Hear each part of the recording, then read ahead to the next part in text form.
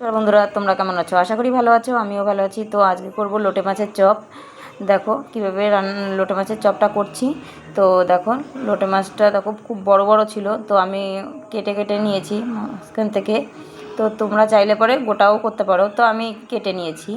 তো মশলা নিয়েছি দেখো কী কী, রসুন নিয়েছি, কাঁচা পাকা লঙ্কা নিয়েছি, আর আদা নিয়েছি দেখো কিছুটা, আর নিয়েছি ধনেপাতা নিয়েছি। এই সব একসঙ্গে আমি মিক্সিতে বেটে নেব, আর লেবুটা মাখিয়ে নেব। সব মশলাটা আমি একসঙ্গে এখন বেটে নেব। দেখো বন্ধুরা, এখন পেস্ট করে নিয়েছি, তো এটা দিয়ে দেবো। পেস্টটা আমি সুন্দর করে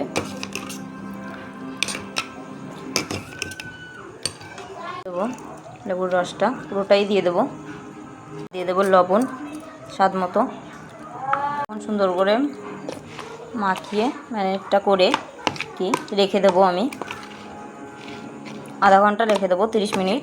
আর আমি মাছ নিয়েছি বন্ধুরা, বলতে ভুলে গেছি।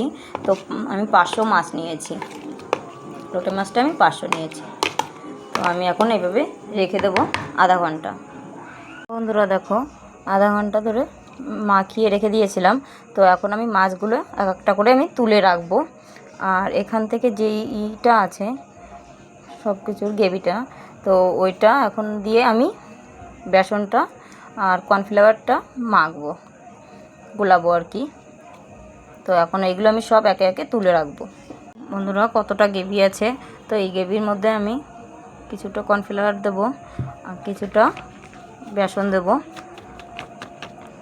দিয়ে সুন্দর করে মেখে নেব। আর কিছুটা একটু জল দিতে হবে, তো একটু একটু করে জল দেবো আর সুন্দর করে মেখে নেব। এখন একটু হলুদ দিয়ে দেবো, অল্প দেবো, বেশি দেবো না। আর লবণ যেহেতু আগে দিয়েছিলাম, তো অল্প সামান্য একটু লবণ দেবো, দিয়ে এখন সুন্দর করে মেখে নেব। বন্ধুরা কীরকম গাঢ় গুলিয়েছি, তো এরকম সুন্দর করে গুলিয়ে নিতে হবে। বন্ধুরা একটা করে নেব এরকম বাটারে দিয়ে, তো দিয়ে দেবো এখন একটা করে তেলে। আর বাটারটা একটু গাঢ় করতে হবে, তাহলে ভালো হবে। তো এইভাবে সবগুলো একে একে আমি ভাজা করে নেব। বন্ধুরা দেখো এরকম সুন্দর করে লাল লাল করে ভাজা করে নেব। তো ভাজাটা হয়ে গেছে, কত সুন্দর ভাজাটা করে নিয়েছি। তো এইভাবে সবগুলো ভাজা করে নেব। আর কেমন লেগেছে অবশ্যই কমেন্ট করে বলো। এখন সবগুলো নামিয়ে নেব।